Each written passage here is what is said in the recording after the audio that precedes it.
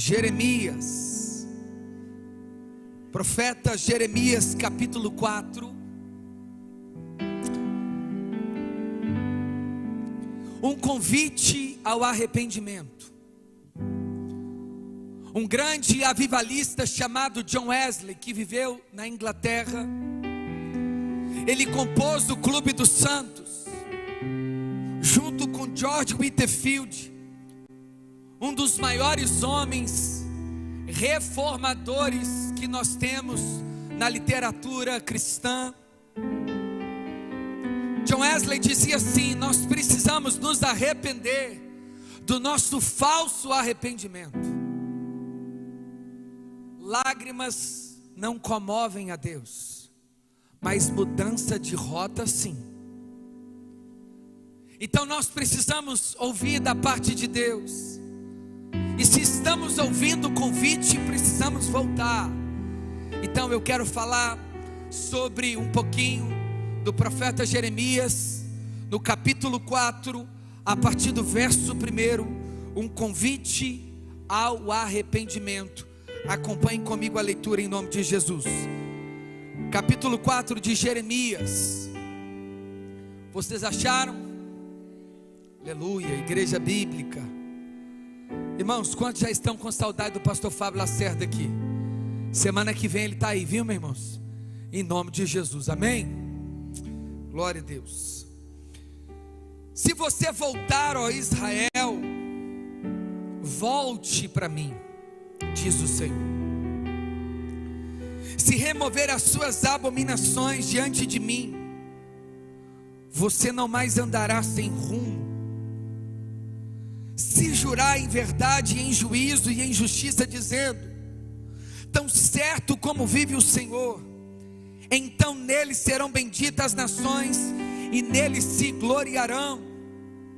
Verso 3: porque assim diz o Senhor assim diz o Senhor aos homens de Judá e Jerusalém: lavrem os campos não cultivados e não semeiem no meio dos espinhos. Deixem-se circuncidar para o Senhor. Circuncidem o coração, ó homem de Judá e moradores de Jerusalém, para que o meu furor não saia como fogo, por causa da maldade dos que vocês fazem, e queime sem que haja quem o possa apagar. Até aqui, feche os seus olhos. Pai, nós te agradecemos por essa palavra. Oramos para que os nossos ouvidos atentamente possa captar aquilo que precisamos, mas sobretudo de tudo que precisamos guardar nessa noite. Desejamos guardar o nosso coração e escrever na tábua do nosso coração as leis e conselhos do Senhor, para não pecarmos contra ti. Lâmpada para os nossos pés é a tua palavra, luz para os nossos caminhos. Nós oramos para que saiamos daqui renovados, confrontados, em nome de Jesus, amém? Glória a Deus. Meus irmãos, imaginemos um profeta levantado por Deus com o nome Jeremias. Essa palavra extraída, ou esse nome etimologicamente falando, tirado do hebraico, quer dizer o Senhor lança. Isso nos dá a ideia, de alguns comentaristas reafirma isso, de que o nome de Jeremias é uma associação ao movimento de Deus contra o seu próprio reino, ou o reino de Judá, em que Jeremias seria lançado contra a nação do reino de Judá, contra a nação de Israel. Essa nação que Deus escolheu outrora, fez aliança e pactos com o pai daqueles que eles possuíam pela fé, Abraão, e todo aquele que era descendente de Abraão com Sara ou Sarai, deveria manter a aliança pactual por meio da circuncisão. Talvez você não saiba o que é uma circuncisão. A circuncisão se dá ao 8º dia como exigência divina, dada a Abraão, para para circuncidar depois de velho e circuncidar o filho da promessa, Isaque, ao 8º dia. Ele deveria arrancar o prepúcio do órgão genital masculino. Isso seria o maior símbolo de que aquela nação pertence ou pertenceria a Iavé. Esse nome Iavé, que nós temos hoje de maneira genérica, quando você vai na farmácia, não tem o remédio que você quer ou está mais caro, você pede o genérico. Talvez o princípio ativo é o mesmo, mas a farmácia e a tecnologia é diferente, é um cadinho mais barato. O nome Iavé é um nome genérico, porque Deus não chama Deus. Deus é um título. E quando Ele se revelou à nação de Israel, Ele se revelou como um verbo: eu sou o que sou, te enviou. Uma nação que Deus tirou de Ur dos Caldeus, começando de um homem chamado Abrão, perpetuou o pacto, garantiu o contrato de ambas as partes, tendo em vista que Abraão não sustentaria a aliança, porque Deus sabe que o homem é falho, de que nós temos o costume de quebrarmos todas as alianças. Nós quebramos vários contratos, nós quebramos vários pactos, irmão, até do casamento que nós prometemos, diante de um juiz civil e diante de uma autoridade eclesiástica, nós fazemos o voto: eu prometo amar-te, respeitar-te, cuidar-te na alegria, na tristeza, na pobreza ou na prosperidade, na saúde ou na doença, até que a morte nos separe. A primeira briga, separação. Nós quebramos pactos, e Deus sabe que nós quebramos pactos. O arrependimento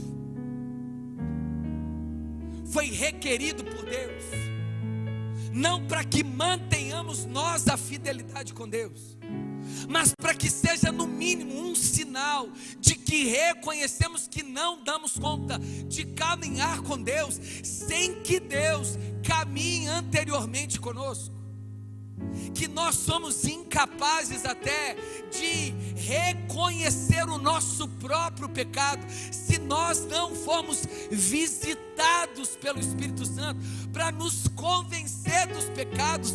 Jamais teríamos a condição de reconhecer aquilo que nem sequer imaginamos que possuímos, como orgulho, soberba e prepotência, e por aí vai. Deus levantou o profeta Jeremias, porque diante dos pactos, das alianças, na medida que Deus caminhava com o povo, através do deserto, tabernáculo, templo, juízes, monarcas, profetas, reinos, o povo caía em idolatria. Deus sustentava, o povo se voltava para o pecado. Deus dava livramento, o povo voltava para a prostituição. Deus abria o céu sobre a nação, sobre o céu. Irmão, no deserto, como fidelidade, as crianças, na medida que elas iam crescendo, as sandálias aumentavam conforme o tamanho dos pés. As roupas não se desgastavam. Como no deserto a temperatura oscila entre extremidade, de noite Deus sustentava com colunas de fogo o seu povo para aquecê-los. De dia uma nuvem pairava sobre eles na medida que eles andavam, para protegê-los do sol escaldante. Quando precisavam de água, eles tocavam na rocha e brotava água. Quando fome possuíam, eles pela manhã, na medida que o orvalho descia na neblina, descia também o maná diário. Deus sustentou o seu povo, os permitiu atravessar aos pés enxutos o mar vermelho, mas a nação caía. Aqui já é um período 656 anos antes de Cristo. Foi quando Deus levantou Jeremias, filho de um dos sacerdotes da linhagem benjamita também. Jeremias foi levantado por Deus quando criança. No ventre materno, Deus já havia designado Jeremias para ser profeta. E eu sei, querendo desviar, nem para isso você presta mais. Deus já te escolheu, meu filho. Ele já te designou. Ele já te deu um nome, um destino. E todos os dias da sua vida, como diz o salmista Davi, já estão escritos no livro. Os seus ossos nem sequer haviam sido entretecidos no ventre materno, e Ele já havia concebido o destino para você. Antes que uma palavra saia dos seus lábios, Ele já conhece toda. Ele conta todos os fios de cabelo que nós possuímos. Ele é o dono da nossa história. Então Deus conhece aquele a quem Ele chama. Foi assim com Jeremias. E Jeremias disse: Senhor, eu sou criança. Deus, mas eu estou chamando porque eu capacito quem eu chamo. Irmãos, imagina um profeta chamado como criança para profetizar contra o povo de Deus, que era o seu povo, para dizer assim: a Babilônia está chegando, os assírios estão chegando. 40 anos de ministério e ninguém se arrependeu no período de Jeremias.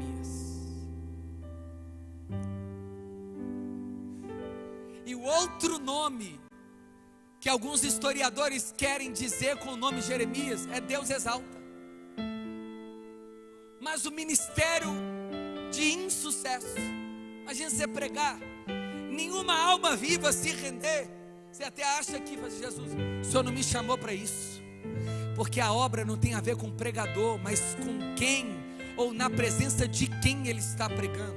Se pregamos a Cristo, a semente jamais voltará vazia.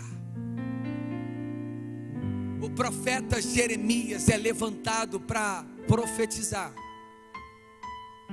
Judá, se arrependa. E é semelhante que nós precisamos entender algo. Jeremias, ele vai profetizar antes e durante o exílio babilônico. Tempos depois ele se torna contemporâneo de Daniel. Irmãos, e preste atenção: de um lado está Jeremias profetizando contra o reino do sul, do outro está Oséias profetizando contra o reino do norte, tempos depois, com uma mensagem semelhante. Sabe o que Deus falou com Jeremias para falar com o povo?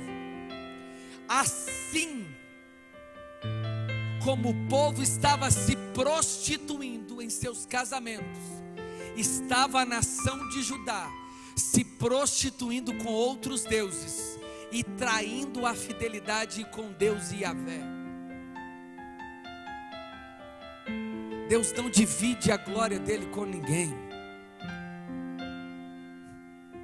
Se Jesus não for o primeiro na sua vida, ele também não vai ser o segundo.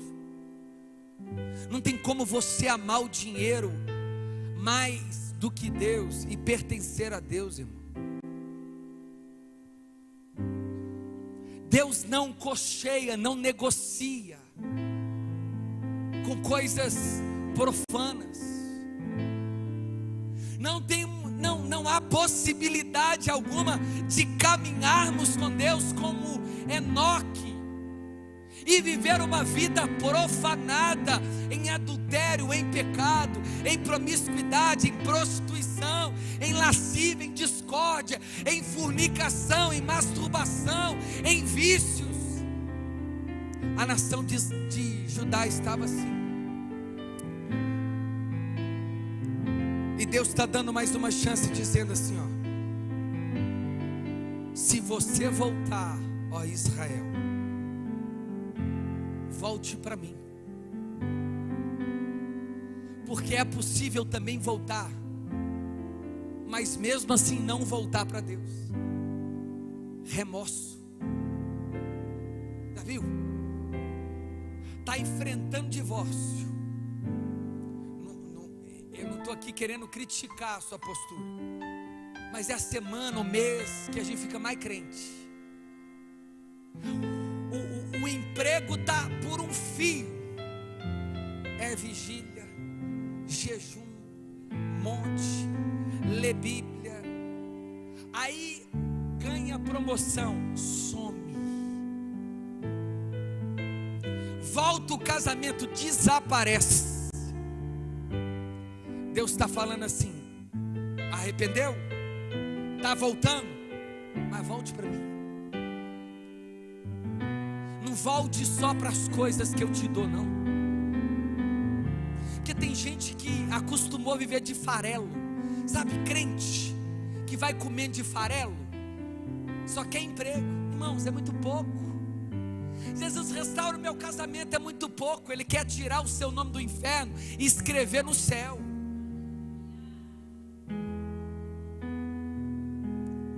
Ele está dizendo para a nação de Israel: se volte, mas se volte inteiramente para mim. Deus conhece quando o arrependimento é genuíno e quando não. E eu não quero fazer juízo do seu arrependimento, eu quero antes o contrário, que eu e você saiamos daqui ao menos reflexivos sobre a nossa postura, se é de fato um arrependimento genuíno, ou a gente só está passando pano na nossa consciência. Não, essa semana eu tenho que ir na igreja, porque eu já traí a esposa, soneguei imposto, já me prostituí. Se eu não for na igreja, eu vou ficar endemoniado. Vai ficar? Eu não sei porque que não está falando grosso, entortando a mão. Já está. Irmãos, lógico que eu estou usando aqui exemplos hiperbólicos. O que é isso? Exagerados, para causar espanto. Tiago, então tem que ser perfeito? Não, mas ao menos buscar a perfeição em Deus, ser genuíno e verdadeiro ao se arrepender. Deus, eu não consigo te sentir, eu não consigo chorar, eu não consigo me arrepender, eu não consigo perdoar, eu não estou dando conta, eu preciso de ajuda. É isso que Deus quer de você. Não é heroísmo, não. Se Deus quisesse herói, Ele não procurava eu e você, Ele ia lá na Marvel, lá na Liga da Justiça, mas Ele escolheu comedor de arroz e feijão, gente que realmente é limitado, mas em Deus pode experimentar uma vida mais do que abundante, uma vida mais do que vitoriosa. Amém? 2, se arrependa e remova as abominações. É assim, ó, o cara arrependeu, mas não apaga um contatinho do telefone. Entendeu? Eu estou falando aqui não, daqui a pouco vocês vão achar que eu estou falando de vocês. Estou falando de outras igrejas. Não, se você arrependeu, me arrependiza. Apaga aí. Não, o pastor, eu vou deixar aqui porque eu tenho que evangelizar, né? Entendeu? Remova as abominações. Se arrependeu, faz igual o Zaqueu. Quando olhou Jesus Jesus na figueira lá embaixo, ele em cima, pequenininho de estatura. Jesus, o senhor vai ficar lá em casa? Vou. Se eu roubei, se eu defraudei, eu vou devolver 4 vezes mais, porque ele era publicano. Ele trabalhava para Roma, mas era judeu. Isso é remover a abominação. Quando você está arrependido, você não sente falta do contato com o pecado, você rejeita ele por completo, você corta na raiz. Não tem um glória a Deus nessa hora.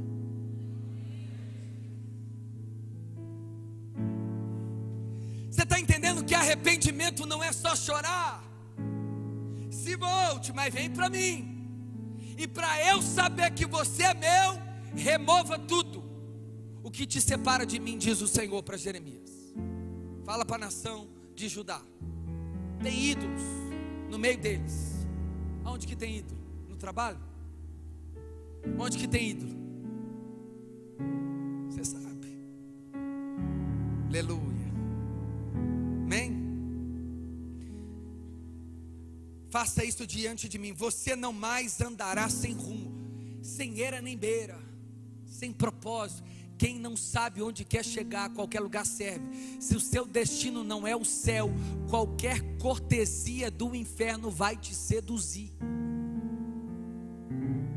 Não envolve, não vai no IGC, não vai na escola bíblica, vem num culto uma quarta, falta 364 outras quartas, anda sem rumo.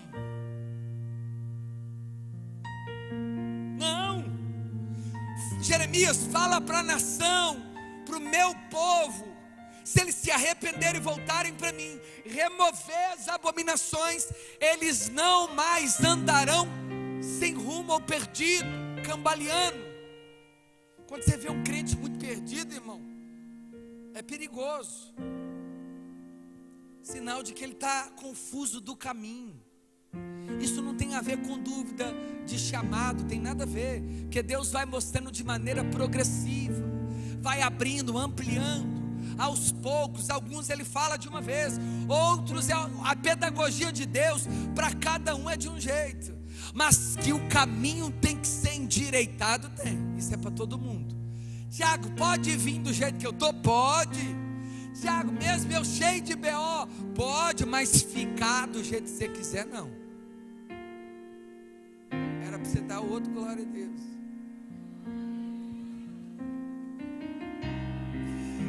Ó, 2, verso 2. Se jurar, aí porque é o seguinte, quando a gente está muito arrependido, a gente começa a fazer um tanto de voto, né? Jesus, eu não vou olhar mais. Jesus, eu não vou trair mais. Jesus, eu vou ser fiel. Jesus, eu vou orar 3 vezes ao dia. Jesus, eu vou fazer um plano de leitura, vou começar em janeiro.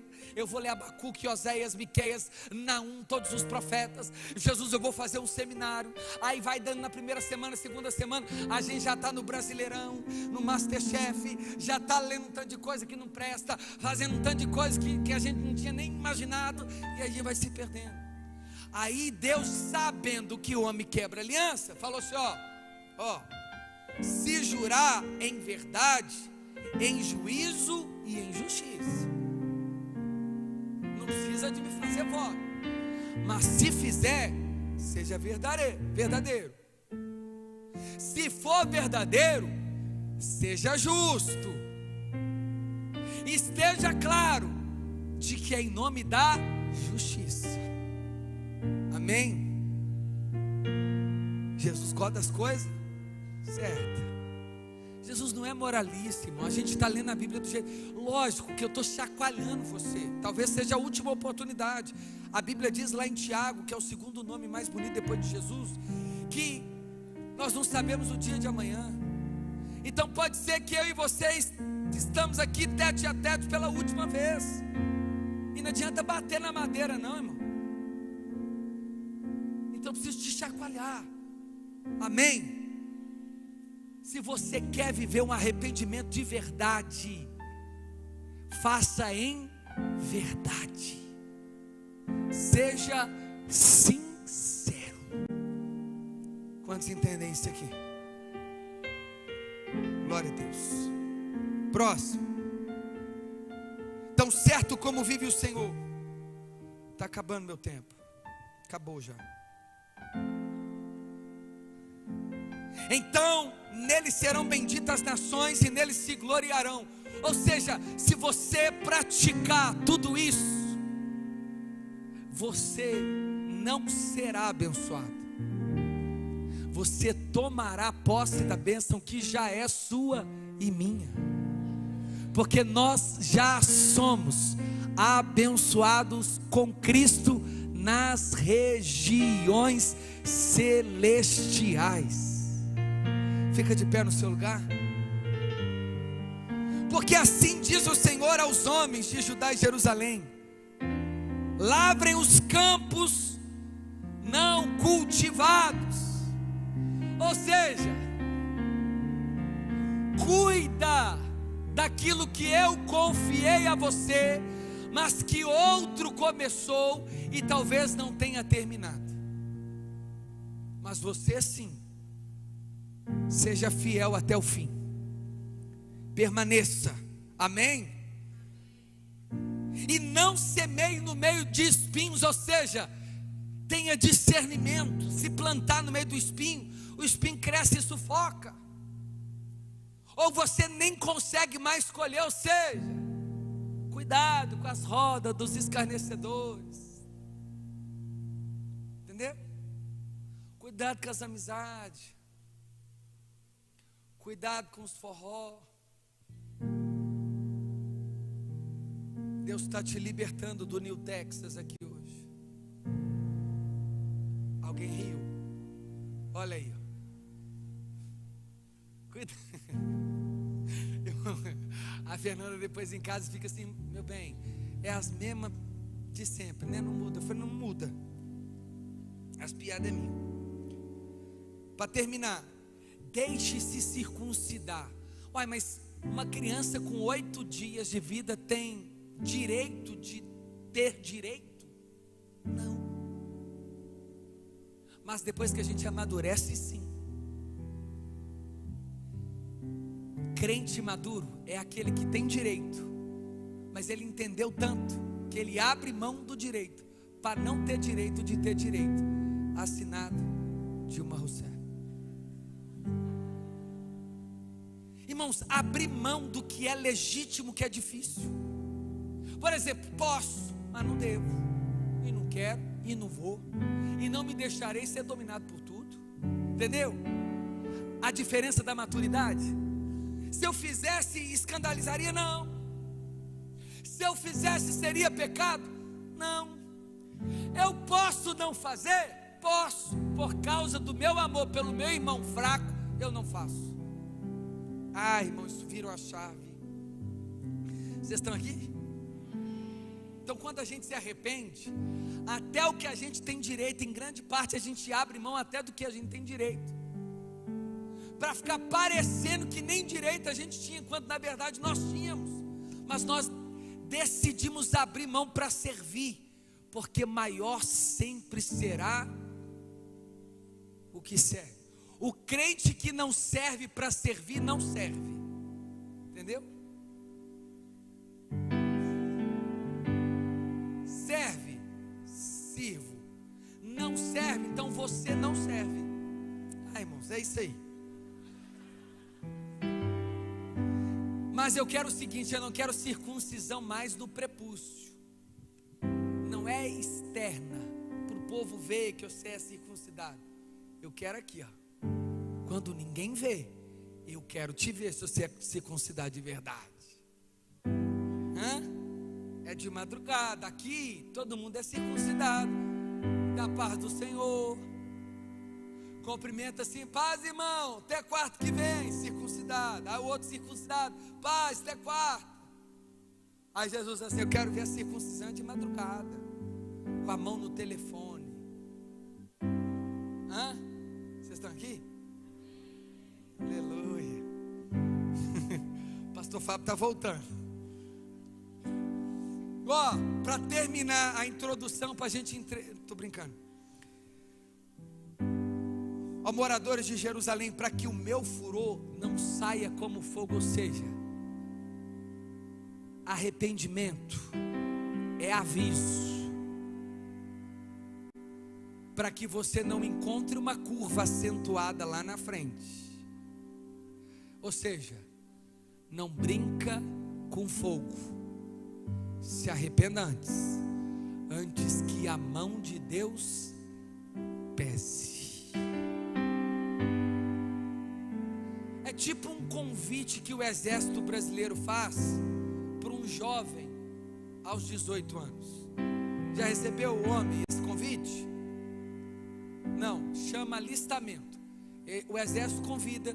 Se você quiser ir, se tiver tempo, se você achar legal pegar exército, você vai. É assim? Não, né? Ai, você se não ir, mano. É isso o convite aqui ao arrependimento. Na verdade está doce eu te falar com fundinho musical, mas não tem outra opção. Ou você se arrepende, ou a mão de Deus pesa. Você pode escolher. Olha que escolha maravilhosa. Amém? Por causa da maldade do que vocês fazem, sem que haja quem o possa apagar. Ou seja, se Deus começar a mandar fogo, Ele falou para Jeremias assim: se eu mandar fogo, não tem bombeiro que apague. Então fala para o meu povo se arrepender antes. Esse é o escape. Genuinamente. Deus está te dando uma oportunidade aqui, amém?